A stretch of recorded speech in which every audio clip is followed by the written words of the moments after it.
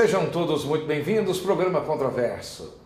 Queridos, numa época em que nós vivemos na sociedade brasileira o dilema entre autoridade, segurança, nós precisamos discutir um pouco mais sobre esse assunto. Nosso convidado de hoje, formado em Direito em 95, professor da Pontifícia Universidade Católica do Estado de Goiás, advogado criminalista, presidente da Comissão de Direitos Humanos da Ordem dos Advogados do Brasil, instituição que é diretor hoje, diretor tesoureiro, um amigo pessoal, Dr. Roberto Serra. Prazer tê-lo aqui comigo. Prazer é todo meu, satisfação muito grande estar aqui com você, falando para os seus telespectadores, é uma honra. Muito obrigado. Roberto, você está na Comissão de Direitos Humanos desde quando? Desde 1998. E é advogado criminalista desde quando? Desde 97. Desde a formatura do exercício da profissão? Exatamente. Meu pai, ele é um advogado trabalhista. Eu iniciei na área trabalhista, que é uma área muito interessante também. Mas em 97, 98, eu comecei a assessorar o Ministério Público na área criminal. E aí eu passei a atuar na área criminal e naquela época não havia impedimento, incompatibilidade do assessoramento com a advocacia. Então, eu passei a atuar também na área criminal desde 97, podemos dizer assim. Roberto, eu comecei em Direitos Humanos em 2003 para 2004. Eu também membrei na Comissão de Direitos Humanos da Ordem dos Advogados do Brasil. Também fui membro da Comissão de Direitos Humanos da Assembleia Legislativa e da nossa CEDI, que é a Comissão de Direitos Humanos do Estado de Goiás. E eu me lembro que essa Comissão de Direitos Humanos dava briga na OAB para presidi-la. Era algo muito nobre, muito disputado, era uma posição, inclusive, a ser galgada, sonhada. E me parece que nos últimos 8 anos tem sido um pouco repudiada pela sociedade. A sociedade parece que perdeu o entendimento e perdeu um pouco do glamour também. O que tem acontecido? Por que a sociedade perdeu um pouco desse bom olhar sobre os direitos humanos, aproximadamente, na minha percepção, nos últimos 8 anos? Acredito que seja uma compreensão equivocada, difundida por alguns segmentos da sociedade que muitas vezes criticam a atuação de órgãos vinculados aos direitos humanos a determinados campos sociais. Eu, quando comecei a fazer parte da Comissão de Direitos Humanos, que isso foi em 1998, eu iniciei como membro da comissão. E por que eu assim escolhi a Comissão de Direitos Humanos? Primeiro, porque eu sempre tive a concepção jurídica, desde a faculdade, da importância do tema, sobretudo após a Segunda Guerra Mundial, com aquelas atrocidades que nós conhecemos todos. Segundo, porque quando eu peguei a carteira da OAB, eu fui necessariamente compelido, digamos assim, a estender a mão direita e fazer um compromisso, um juramento de defesa dos direitos humanos. Ou seja, esse compromisso de defesa dos direitos humanos, não obstante aos tratados internacionais, sobretudo aqueles que advieram da Segunda Guerra Mundial, ele é tão importante que o legislador entendeu que o advogado deve se comprometer a defendê-lo. Então, aquilo me chamou a atenção. E por conta dessa curiosidade na advocacia, eu ingressei na Comissão de Direitos Humanos em 1998 e pude conhecer mais profundamente a missão da instituição para com os direitos humanos, não obstante aquele compromisso genérico que eu tinha feito no momento do recebimento da carteira de advogados. Então, com essa concepção da importância do tema, eu fui levando ou participando da Comissão de Direitos Humanos. O que se percebe nos últimos tempos para cá é talvez uma desinformação ou talvez uma estigmatização que esteja acontecendo com os direitos humanos em si, com relação à defesa de minorias. Porque o que são os direitos humanos? O que significa direitos humanos? Direitos humanos são todos aqueles direitos inatos ao ser humano, não é o direito do animal, não é o direito do ser irracional. Todos aqueles humanos, por natureza, biologicamente, são sujeitos de direitos. E a esses direitos dá-se o nome de direitos humanos. Direito à vida, direito à liberdade, direito à manifestação, enfim, todos esses direitos são direitos humanos. Atualmente, esses direitos humanos aqui no Brasil estão positivados na própria Constituição. A Constituição ela elenca um rol que não é taxativo de direitos que são inerentes aos seres humanos, por isso que são direitos humanos positivados. No entanto, por conta de muitas vezes se pretender manter, resguardar a manutenção dos direitos dessa minoria, porque existem algumas categorias, algumas classes minoritárias, consideradas como minoritárias, como por exemplo os LGBTs, um grupo de pessoas tido como minoritários, as próprias mulheres estão enquadradas, os presidiários, é um grupo pequeno de pessoas que são sujeitos de direito, mas muitas delas subjugadas ao próprio Estado. Então, por exemplo, o preso. O preso é uma pessoa que, a maioria das vezes, são pessoas que cometeram crimes, estão pagando a pena, eu digo maioria das vezes porque há pessoas presas que estão presos provisórios e amanhã pode vir a ser absolvido. Mas aqueles presos condenados são aquelas pessoas que estão cumprindo penas por um crime que cometeu. Nenhum de nós gostamos de crime, pelo contrário, nós combatemos o crime. Mas uma vez praticado o crime e uma vez punido o responsável por o crime, aquela pessoa ela passa a ser também sujeito de direitos, sob o comando do Estado. Então o Estado ele detém o poder sobre a liberdade, que é um bem supremo da pessoa. Doutor Roberto, nós queremos muito conversar e vamos conversar sobre o nosso sistema prisional e sobre o preso. Eu só quero fazer uma indagação que eu acho que o meu telespectador e o internauta, ele possui. Quando nós conversamos sobre direito das minorias, muitas vezes elencam as mulheres, os negros, os índios, mas nós temos os idosos, deficientes. Nós temos aí, por exemplo, uma sociedade brasileira onde nós temos um percentual de, me parece que 20 e poucos por cento da sociedade brasileira que são hoje acima de 60 anos, não é isso? Nós temos 50 e poucos por cento, metade da população brasileira que são mulheres. Nós temos um índice exorbitante de pessoas que se declaram ou negros ou descendentes de negros. Como que essas camadas que são expressivas são consideradas minorias? Como se explica o fato de quantitativamente serem minorias? O que se define, o que se costuma definir o conceito de minoria não é necessariamente o quantitativo. Se nós formos pegar a história da humanidade, nós vamos ver que a mulher, de fato, ela não tinha direitos, ela não era sujeito de direitos. Ela era considerada muitas vezes uma coisa. Ela sequer no passado podia votar. Então, ela compunha um sujeito com direitos bem restritos. Portanto, ela compunha um quadro minoritário de direitos. Os negros conquistaram a sua liberdade não faz muito tempo. Os negros eram escravos.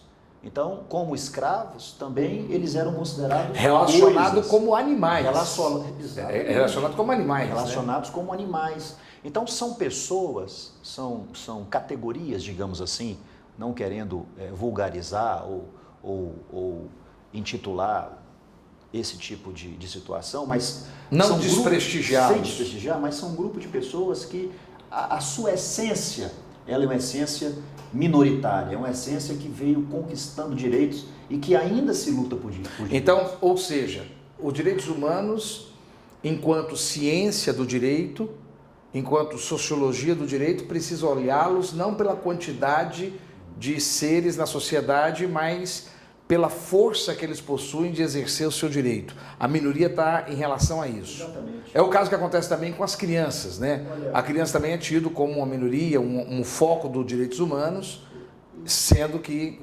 Você pode acompanhar no quadro político, por exemplo. Hoje nós temos legislações obrigando os partidos políticos a terem um percentual X de mulheres. Esse percentual X é maior ou inferior ao número de homens? É inferior. Então, não obstante o número maior de mulheres que eventualmente agem no Brasil, mas a atuação, o exercício de direitos, ele é minoritário. Então, essa questão, a definição do que é ou não minoritário, ela não está vinculado apenas à quantidade. As cotas voltadas para as pessoas negras. Os negros, se a quantidade de negro é maior no Brasil, certamente há ainda uma restrição social de acesso e de evolução. O senhor é a favor de cotas? Olha, quando eu falo senhor, o senhor não fala pela OAB. O senhor está falando pelo senhor em si. Eu tenho, pela sua pessoa. Nos dias atuais, eu tenho algumas restrições a essas... O senhor acha que tem excesso? Eu acho que nós precisamos evoluir. Nós já evoluímos, nós já mostramos que o negro e aquelas pessoas que têm essas limitações, digamos assim, sociais, já alcançaram o espaço, um determinado espaço, e que não mais necessitam desse assistencialismo para ser recolocada. Particularmente, o senhor vê as cotas como um assistencialismo? Sim, eu acho que isso tem que ser... O senhor não vê como uma garantia? Novamente debatido e refletido pela sociedade. O senhor não vê como uma garantia de espaço para um grupo marginalizado? Como por exemplo, as cotas na política para as mulheres? Uma garantia de espaço? Nós temos 50% da sociedade de mulheres e acho pouco mais de 6% de mulheres em cargos públicos, políticos, eletivos. Mas a Constituição diz que todos são iguais. A Constituição diz, mas a prática social não. Não há sob o viés legislativo, pelo menos a partir da Constituição Federal, uma discriminação social.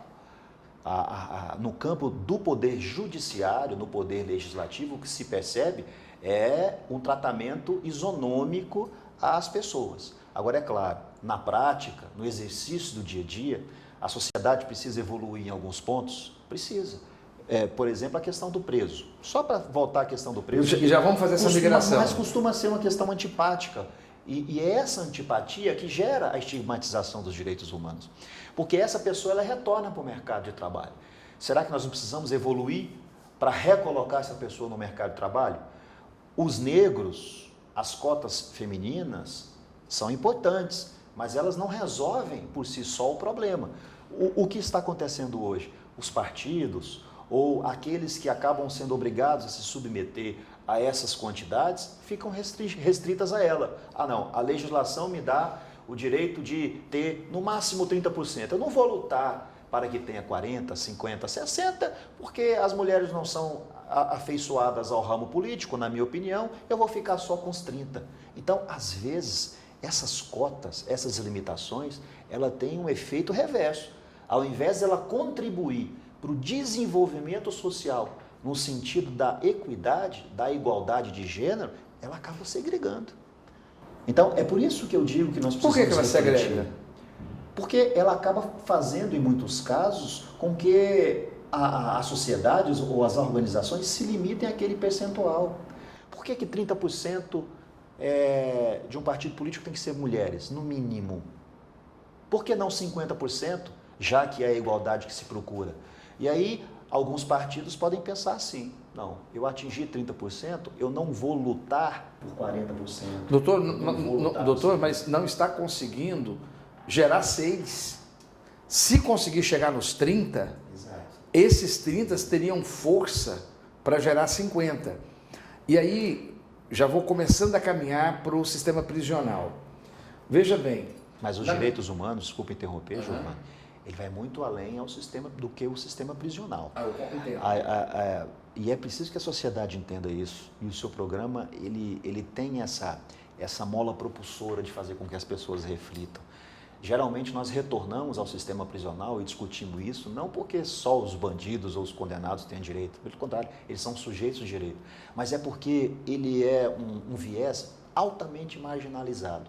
E a partir do momento em que a sociedade entender que esses sujeitos criminosos, marginalizados, também são sujeitos de direitos, elas vão compreender com a clareza assim, solar. Então vamos jogar controvérsia.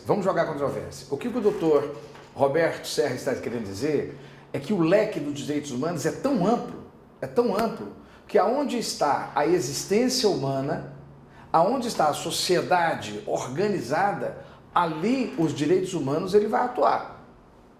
Exemplo disso é que hoje a OAB ela já tem uma organização que atende interna, uma subdivisão interna, que atende uma discussão antiga da sociedade. Queria até tocar nesse assunto antes de falarmos dos presídios, porque precisamos comentar sobre isso.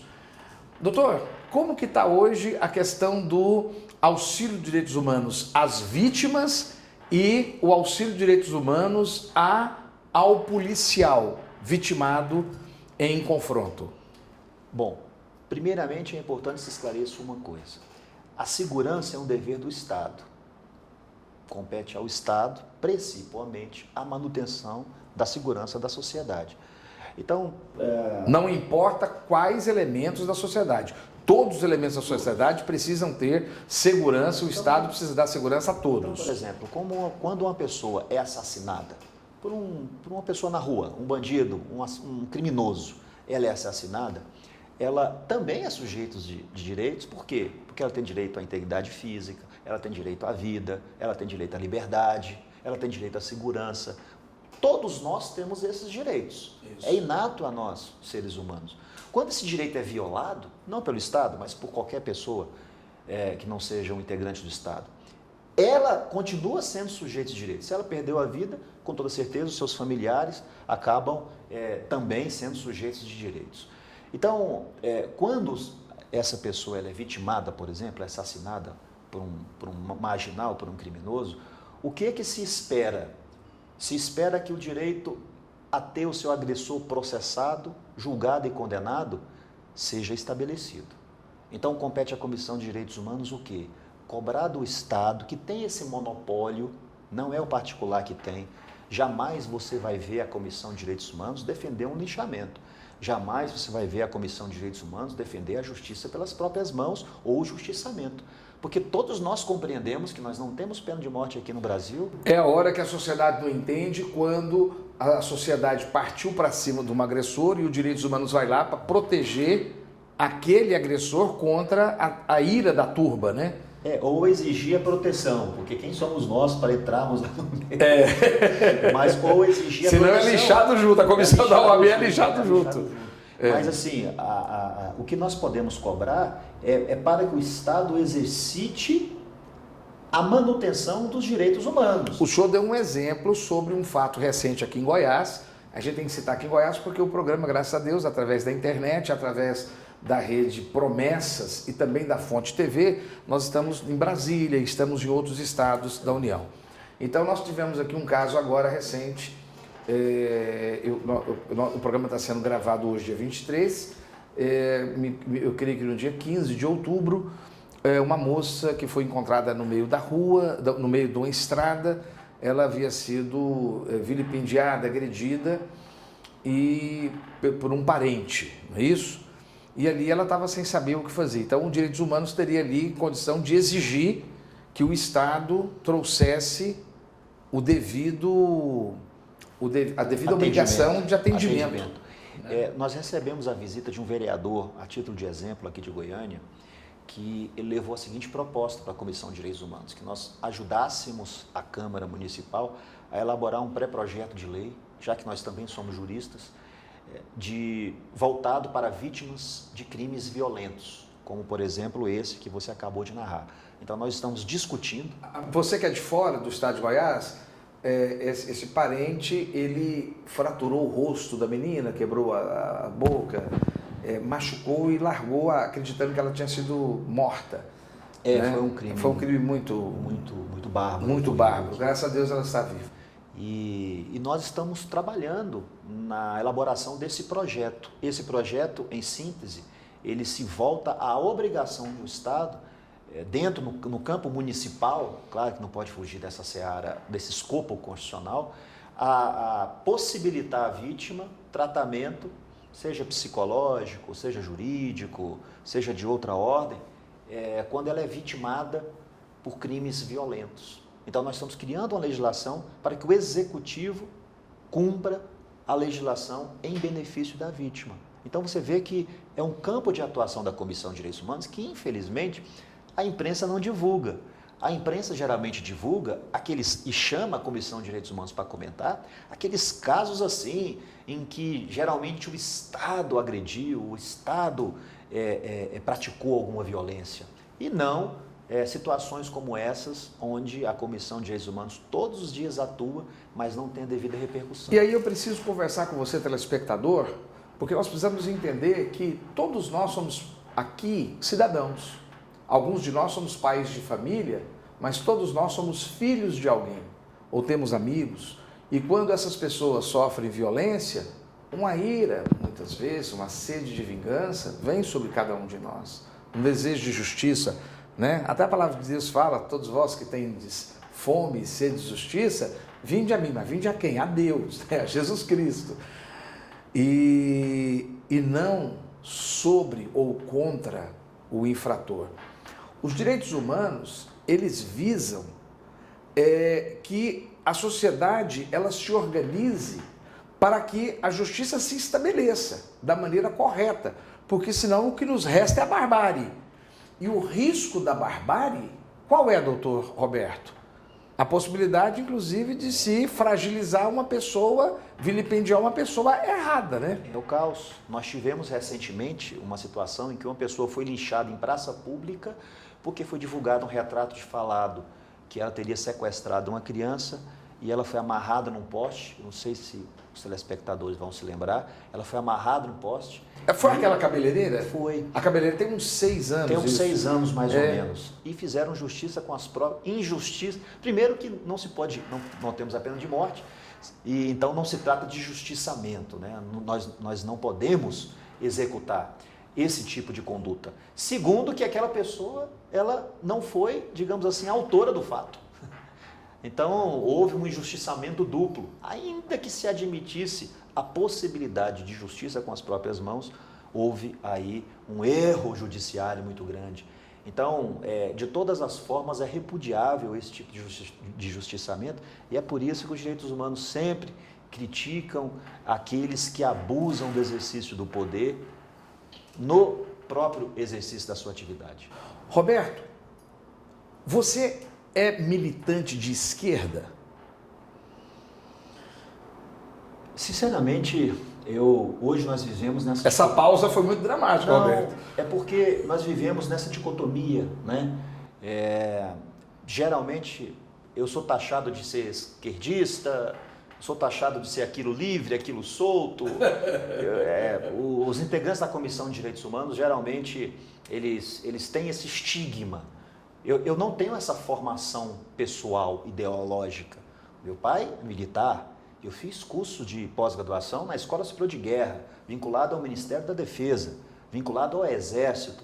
Eu tenho toda uma formação que me permite caminhar em sentido oposto ao comunismo, em sentido oposto a determinadas ideologias que se vinculam de alguma forma à esquerda, mas eu não posso me qualificar ou me conceituar como sendo da esquerda ou da direita, porque hoje em dia nós evoluímos tanto nessa definição que se eu falar que eu sou de esquerda, se você for analisar, mas sob o ponto de vista da economia ou sob o ponto de vista, que ponto de vista é esse, você é de esquerda ou direita? Ou não, nem eu posso falar que eu sou de direita. Na verdade, eu estou talvez numa crise existencial. O que eu posso afirmar com todas as letras é que eu sou um defensor árduo dos tratados internacionais, da Constituição Federal da República, que se ali tem um viés de esquerda ou de direita, é uma outra história. Você já participou alguma vez de algum partido político? Não. Eu até entendo que através do partido político é que você consegue mudar o país, porque necessariamente, para você ser eleito a algo, você tem que estar vinculado ao partido político. E se você quer fazer alguma diferença no poder judiciário, no poder legislativo, você tem que estar vinculado ao partido político. Mas eu nunca fui filiado a partido nenhum. Roberto, eu ainda quero saber de você sobre, lá na Comissão de Direitos Humanos aqui do Estado de Goiás, a Comissão de Direitos Humanos da Polícia Militar. Eu quero saber sobre essas discussões sobre o Estado policialesco. Eu quero saber sobre esse pedido que a Comissão de Direitos Humanos, que você subscreveu para a Secretaria de Segurança Pública pedindo a informação sobre as mortes que têm acontecido, tanto de policiais quanto de vítimas e de bandidos.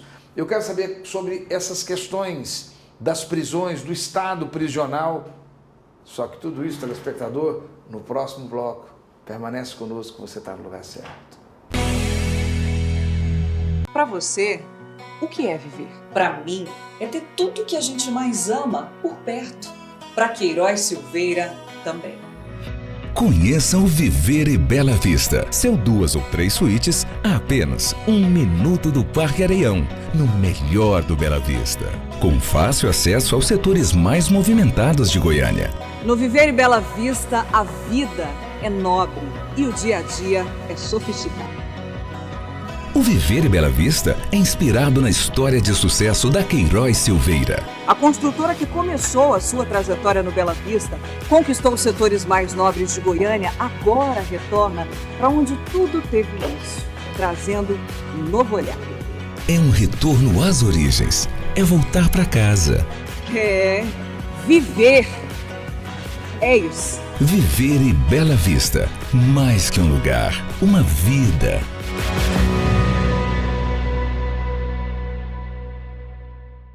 Em Goiânia, desde 2010, a Capital Mídias é hoje uma das maiores empresas de mídia exterior de Goiás e, por ser a mais completa do segmento, é a única que oferece 4 mídias: painel de LED, painéis iluminados, outdoor e painel rodoviário. Por 4 anos seguidos, a Capital Mídias ganhou o prêmio Os Mais Influentes da Comunicação de Goiás e se tornou referência quando o assunto é mídia exterior. Capital Mídias, a gente anuncia, você vende. De volta ao programa Controverso, hoje discutindo sobre advocacia, segurança e autoridade. Nosso convidado, diretor da Ordem dos Advogados do Brasil, Dr. Roberto Serra, presidente da Comissão de Direitos Humanos. Dr. Roberto, o senhor havia me pedido para que nós fizéssemos uma avaliação mais ampla sobre direitos humanos, que não ficássemos só no tema comum, que é o Estado prisional, o Estado policialesco, essas questões que vamos discutir também hoje, mas que conversássemos um pouco sobre o direito da vítima e agora sobre os relacionamentos da Comissão de Direitos Humanos da OAB com as parcerias das comissões de direitos humanos com a Polícia Militar e outros órgãos policiais. Como é que isso funciona? Nós desenvolvemos uma política de atuação dentro da Comissão de Direitos Humanos para criarmos redes de relacionamento entre os órgãos afins de direitos humanos.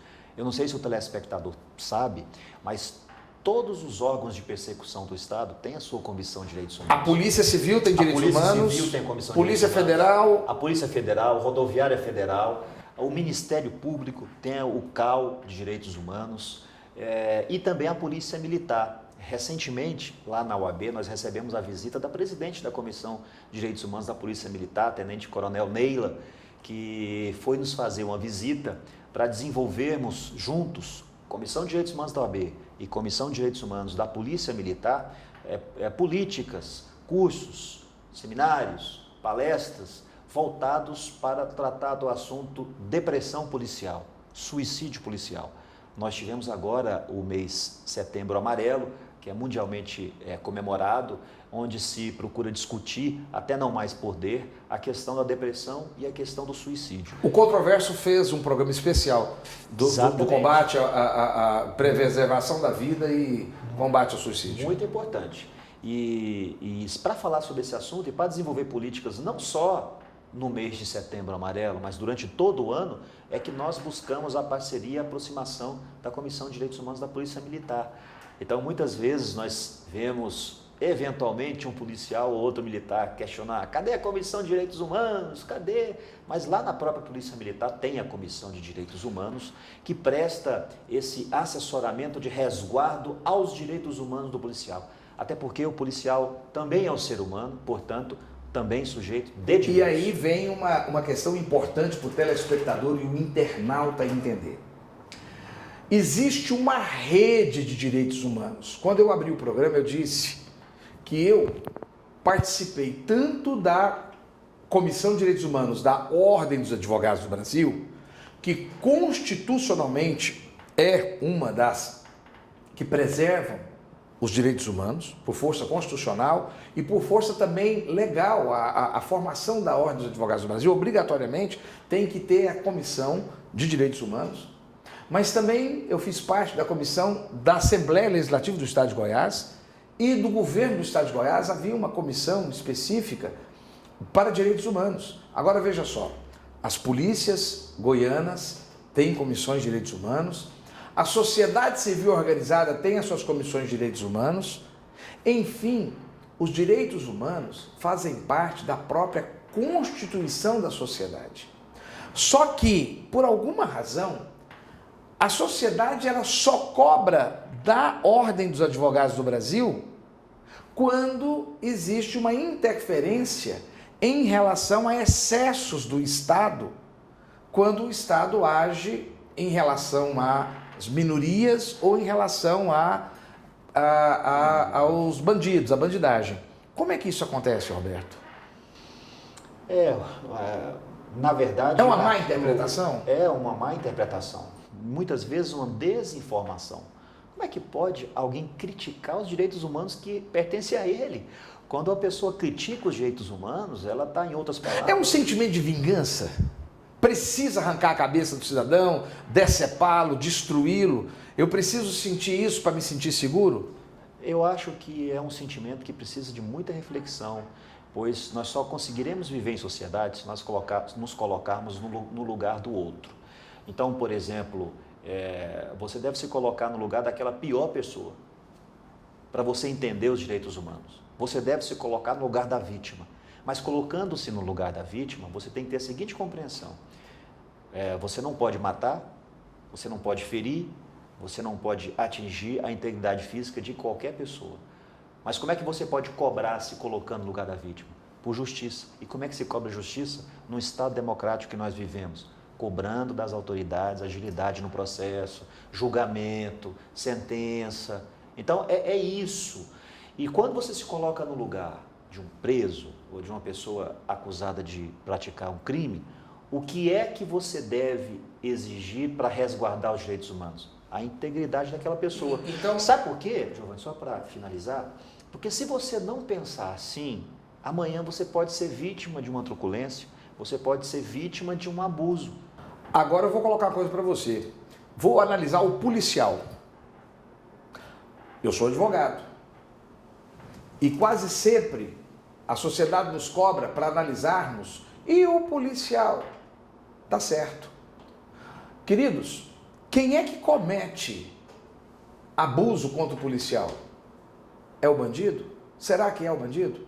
Esse policial que vai à rua sem aparelho, sem equipamento, sem proteção, sem salário, é o bandido que realmente está oprimindo o policial? Eu entendo, Roberto, e aí eu não sei como é, se você quiser se posicionar ou não, eu estou no meu programa, aqui é um programa de opinião.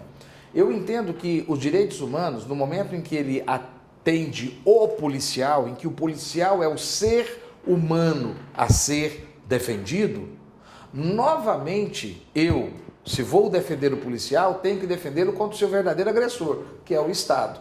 Porque é o Estado que manda o policial para a rua com um colete vencido. É o Estado que manda o policial para a rua com um carro deficitário, com um pneu careca, que não dá conta de correr, que não dá conta de fazer uma manobra. É o Estado que manda o policial para a rua com uma arma frágil, uma arma que lenca. É o Estado que manda o policial para a rua sem as devidas refeições. É o Estado que manda o policial para a rua com 3, 4, 5 operações seguidas, onde ele matou ontem, matou antes de ontem e espera-se que ele mata hoje também. Porque como o Estado não leva para as regiões miseráveis do país, ele não leva o apoio de saúde, de estrutura urbana, não leva educação, não cuida daquela região miserável, a única coisa que ele consegue levar é aquele Estado de segurança pública. E muitas vezes para conter, muitas vezes é só com truculência. Eu não sei se você comunga, se você vê dessa forma, como é que você olha isso? Retornando o bloco anterior, se você perguntou se eu era direita ou esquerda, eu posso dizer, assim, sem sombra de dúvida, que eu sou a favor do Estado mínimo. Mas o Estado mínimo cuja segurança seja um dos seus vieses. porque a segurança é um dever do Estado, isso está na Constituição, não há nem como ideologicamente se mudar essa questão, mas a segurança é um dever do Estado. E voltando à estigmatização dos direitos humanos, por que isso acontece? Já que é algo parece que tão claro, como é que as pessoas podem ser contrários aos direitos humanos? Muitas vezes, até a propaganda vendida por esse Estado deficitário é exatamente essa. O Estado não vai falar, olha gente, eu estou ferindo os direitos humanos dos policiais porque eu não dou munição para o revólver, ou melhor, eu não dou um revólver decente, o colete está vencido, o carro não tem gasolina, o pneu está careca. Não dou psicólogo, não dou médico. A delegacia está caindo aos pedaços. Quem teve o desprazer de ir numa delegacia de polícia, ainda que como vítima, certamente pode ter percebido a falta de estrutura de uma delegacia de polícia. É completamente desestruturada. Não há harmonia sequer entre os policiais civis, militares, o próprio Ministério Público. Há uma desorganização, com todo respeito, nas forças de persecução do Estado. Então, quando se fala em policial, em direitos humanos do policial, tem que voltar as atenções para as omissões do Estado. O índice que me foi relatado pelo tenente-coronel da Comissão de Direitos Humanos de depressão e de suicídio entre os policiais é muito alto, exatamente por essa falta de apoio, quando muito psicológica, de alguém que lida com a criminalidade dioturnamente. A questão da valorização salarial é uma outra questão também importante. Então, enquanto o Estado, que tem esse monopólio da segurança, que é um dever dele, encarar essa segurança como algo de somenos ou como algo de pouca importância, enquanto isso acontecer, sempre estaremos aqui discutindo direitos humanos da bandidagem. Os graves problemas, aqueles problemas mesmos que poderiam ser resolvidos e poderiam amenizar aquela sensação de insegurança que nós temos, vão ficando sendo colocados por debaixo do pano. E quem é o grande culpado dessa história toda? Os direitos humanos. O governador do Rio de Janeiro disse isso recentemente, né? Que as mortes de determinadas pessoas poderiam ser colocadas no colo dos direitos humanos. Porque os direitos humanos, ele também combate essa omissão, essa inércia do Estado.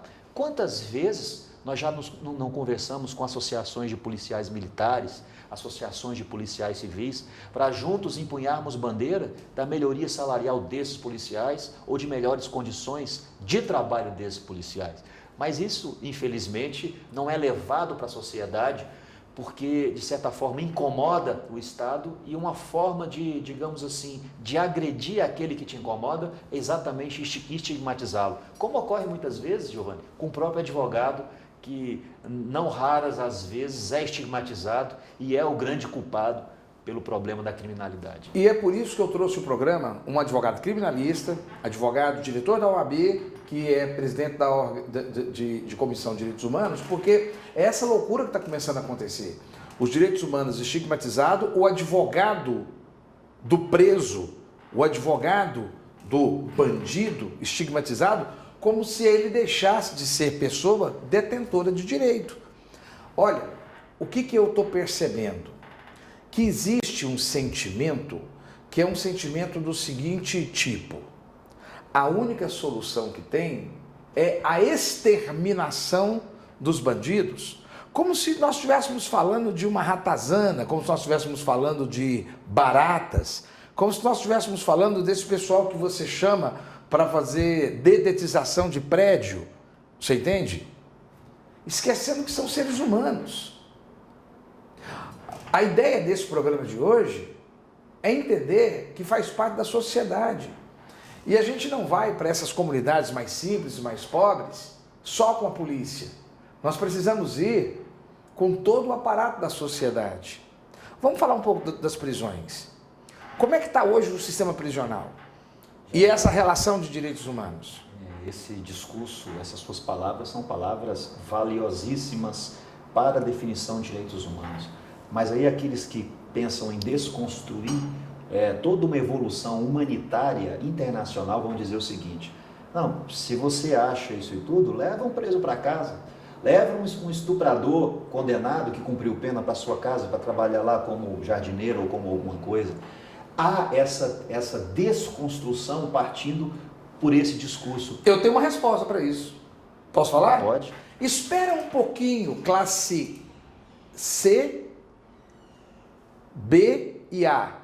Na medida em que o Estado começa a se organizar um pouco mais e a gente realmente começa a ter um judiciário que começa a alcançar, julgar e punir as classes de elites um pouco maior, talvez esse preso já esteja dentro da sua casa.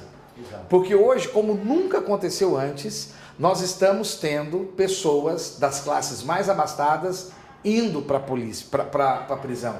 Nós nunca tivemos senadores presos, nós nunca tivemos deputados presos, nós nunca tivemos, pelo menos eu estou com 52 anos de idade, eu não me lembro de ter playboy preso quando eu era garoto. A gente se sentia meio fora, não que eu fosse playboy, eu venho de família muito de pessoas trabalhadoras, mas a gente era de classe média e a gente tinha uma certa condição. Pessoas como nós não éramos presas, e hoje são. Talvez esse preso, ele esteja na sua casa, é falta de oportunidade. É essa a resposta. Essa é uma excelente resposta. Mas nós precisamos entender, a sociedade precisa entender, que todo aquele preso, ele retorna para a sociedade. Principalmente se o combate à droga funcionar de verdade, porque esse pessoal que cheira pó, fuma e compra arma ilegal, esse pessoal está em algum lugar. Como é que nós podemos conceber a ideia da existência de crime organizado dentro do presídio? Não é possível. O que é o presídio hoje no Brasil? O presídio é um espaço com várias celas, alguns chamam de jaulas, talvez o nome mais correto para a conjuntura atual seria essa, com várias celas contendo pessoas ali amontoadas, totalmente sob o controle do Estado. O Estado vê, o Estado observa, o Estado fiscaliza, o Estado impõe regras, isso na teoria. Mas na prática vendem-se a ideia de que há uma organização. Se dentro do presídio daquele tamanho, nós temos 800 mil, quase 800 mil presos no Brasil, nós temos a terceira maior população carcerária do mundo. Nós temos 210 milhões, 220 milhões de habitantes. Quanto que isso representa percentualmente para o tamanho do Brasil? Quase nada, mas incomoda tanto. E essa quantidade é incapaz de formatar uma organização criminosa. Se lá dentro está organizado criminosamente, então é porque aqui fora está completamente desorganizado para aquele combate. Então veja que o sistema prisional ele não é algo assim, joga a pessoa lá e que ela se vire. Aquela pessoa que é colocada ali dentro, ela vai retornar.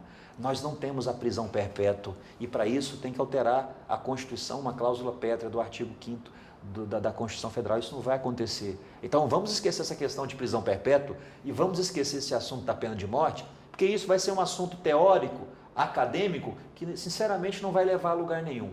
Vamos partir do que nós temos, prisão de até 30 anos, há proposta para aumentar para 40, mas que seja 40, 50, e prisão com a possibilidade do recluso retornar para a sociedade. O que fazer dentro dessa situação? Eu indago aos seus telespectadores, eu tenho certeza que eles estão nos assistindo com a mão na consciência. Eu indago a eles, vocês gostariam ou esperariam que essas pessoas que entraram no sistema saíssem melhor ou pior do que entraram? Afinal de contas, elas vão sair e se defrontar com seu filho, defrontar com seu neto, porque se ficar 30 anos, possivelmente você já foi avô, você já foi bisavô, às vezes nem necessariamente vai se defrontar com você na rua, mas vai defrontar com seus entes queridos. Você acha que essa pessoa melhor ou pior seria melhor ou pior para o seu filho e para o seu neto? Então, a partir do momento que nós entendermos que as pessoas que entram no sistema prisional são sujeitos de direito e não podem ser torturadas, não podem ser maltratadas, não podem ser tratadas como aqueles animais que você mencionou, e vou falar até mais do gosto da sociedade, como cachorros, que muitas vezes são bem mais tratados do que um ser humano, não se pode conceber com essa ideia, sob pena de amanhã, nós transformarmos esse sentimento de insegurança em algo altamente insolúvel, porque as pessoas que ali estão dentro e que muitas vezes entraram sem qualquer tipo de especialização na bandidagem ou na criminalidade, quando elas retornarem, elas vão praticar um mal maior do que aquelas que entraram. E é por isso que nós defendemos que o sistema prisional ele tem que ser um sistema onde se imponha regras, onde a pessoa seja castigada por aquilo que ela fez, onde as outras pessoas se mirem nela como exemplo para não praticarem algo semelhante e também que essa pessoa retorne ao convívio social não pior do que entrou. Deixa eu te perguntar uma coisa. Você conhece Mark Chapman? Sim. Você sabe quem é? Você pode falar para o telespectador quem que é? Você lembra? O autor?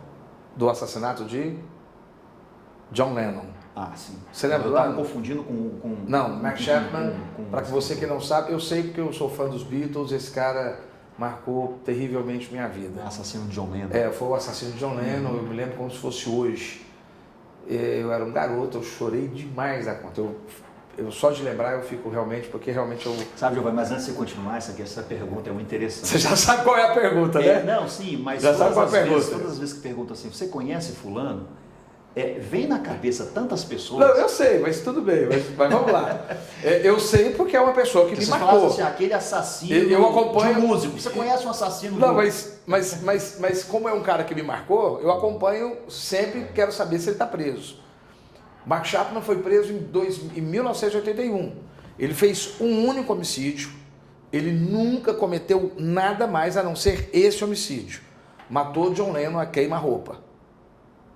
John Lennon, tudo bem? John Lennon se virou, ele meteu o tiro de John Lennon e matou John Lennon. Ele está preso até hoje, Mark Chapman. O casal Nardoni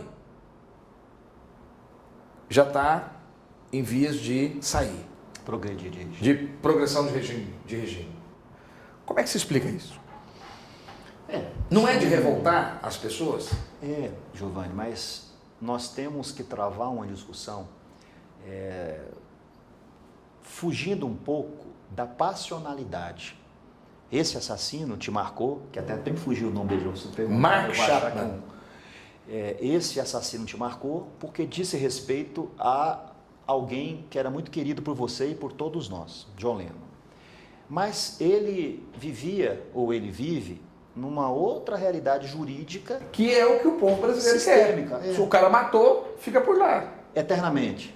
Mas aqui no Brasil, não há possibilidade da prisão perpétua? Não, ele não é prisão perpétua, mas ele pegou muito tempo. Faz tanto tempo. Né? Queria me queimar-roupa de forma covarde. Há, inclusive, uma proposta legislativa de aumentar o máximo da pena de 30 para 40 anos. E sem progressão de regime. Mas você sabe ele vai ser bonzinho lá dentro, fazendo placa, costurando. Você sabe qual que é a ideia da progressão de regime? Eu não sei se esse cidadão, quando ele sair da prisão, ele vai sair melhor ou pior do que... Mas ele vai sair debilitado, ele já é um velhinho, né? Sim, mas aí já não é, o raciocínio já não vai para a ideia da ressocialização. Qual é o objetivo da progressão de regimes? É possibilitar o retorno gradativo à sociedade do recluso. Então, é preciso que a pessoa seja colocada, retirada, para que se verifique se ela está adequada a retornar à sociedade. É por isso que há essa progressão. Esses regimes que não há progressão, a pessoa fica presa o tempo todo e sai de repente, ele é um regime que certamente não vai trazer aquele resultado que se espera. Pode até sair como velhinho, e aí você lave a alma e diga assim, poxa, saiu como velhinho, ele não consegue nem levantar a bengala, ele não vai fazer mal a ninguém. Mas esse raciocínio decorreu de uma questão biológica vivenciada por aquela pessoa, e não necessariamente por uma evolução do ser humano. Roberto, nós já estamos quase no final, não vai dar tempo de nós conversarmos sobre o abuso de autoridade, mas nós não podemos deixar de falar sobre a sua ação enquanto presidente da Comissão de Direitos Humanos, que mandou para a Secretaria de Segurança Pública um pedido para que informassem como é que está os levantamentos em relação à quantidade de mortes aqui no estado de Goiás. Como foi exatamente isso? Para quem foi destinado? E o que a comissão deseja alcançar? No jornal de grande circulação, no último domingo, foi ventilado uma reportagem dizendo que o estado de Goiás era o único estado que não tinha divulgado os dados envolvendo morte de policiais em combate e mortes de agentes da segurança no combate. Então, todos os estados do Brasil apresentou esse número, menos Goiás. Diante disso, entendendo a relevância desses dados, até para que se possa desenvolver políticas de combate à criminalidade, é que nós baixamos uma portaria e solicitamos oficiamento à Secretaria de Segurança Pública e ao Ministério Público para que esses dados sejam disponibilizados à sociedade. E os organismos acadêmicos e os outros organismos veiculados à área venham a tomar as medidas que entendam necessárias. Então foi nesse sentido que a OAB oficiou. O que você imagina alcançar com isso na prática?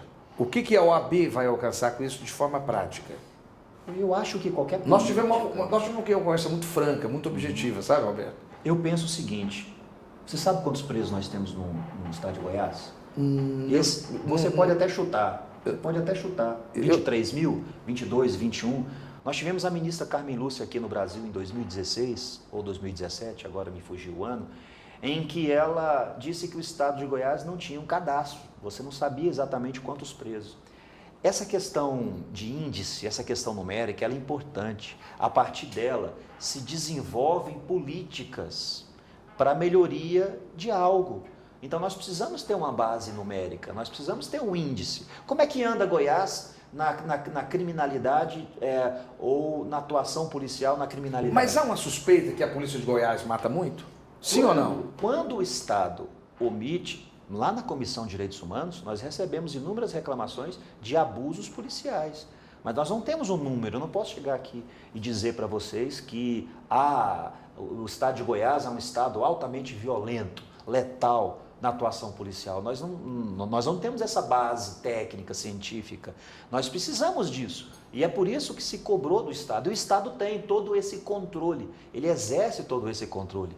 Por isso que assim, um direito da sociedade conhecer se o estado de Goiás ele está nessa linha de criminalidade ou não. Você acha que pode correr o risco dos delegados, dos secretários de segurança pública ou os coronéis receberem isso como algum tipo de hostilidade da OAB em relação à atividade policial? Eu acredito que não, porque o que nós queremos é só informação de dados. O que se vai fazer com esses dados é outra coisa. Se nós recebermos dados demonstrando que o índice de letalidade, o índice de criminalidade diminuiu, nós vamos aplaudir o Estado e vamos, a partir desses dados, propor desenvolvimento de políticas para que melhore mais ainda.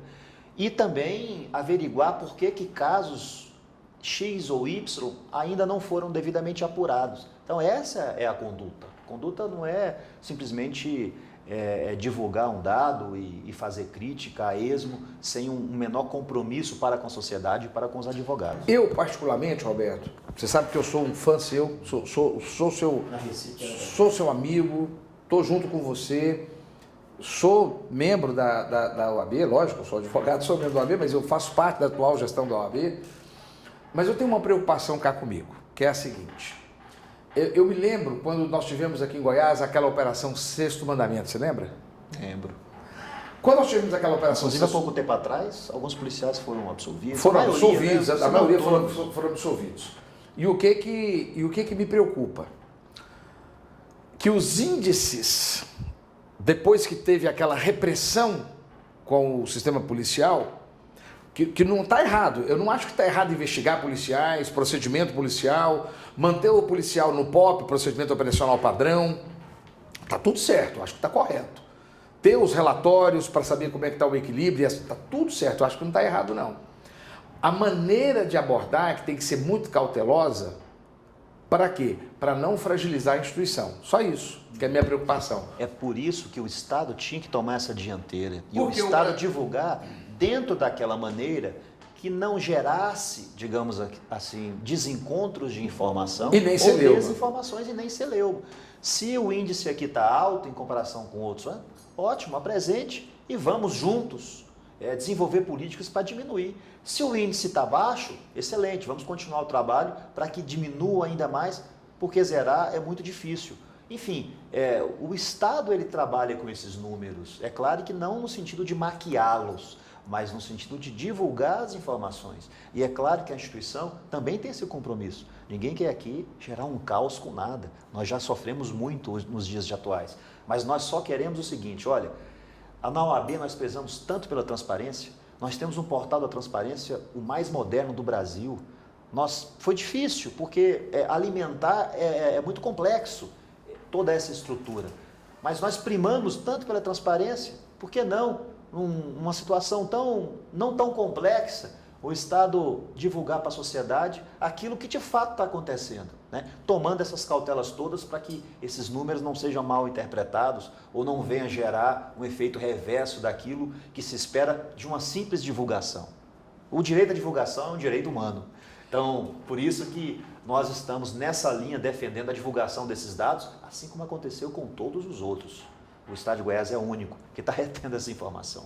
E esse foi o nosso entrevistado de hoje, doutor Roberto Serra, diretor da Ordem dos Advogados do Brasil, presidente da Comissão de Direitos Humanos.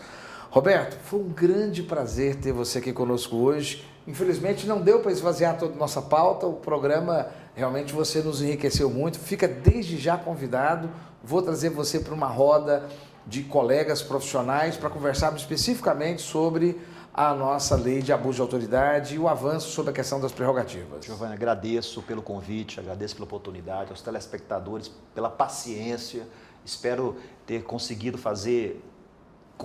uma reflexão mínima sobre assuntos tão intensos e me coloco à disposição para outras oportunidades. Um grande prazer. Obrigado. Estou aguardando você retornar aqui no Contra-Universo. E você continua conosco, você está no lugar certo. Até a semana que vem.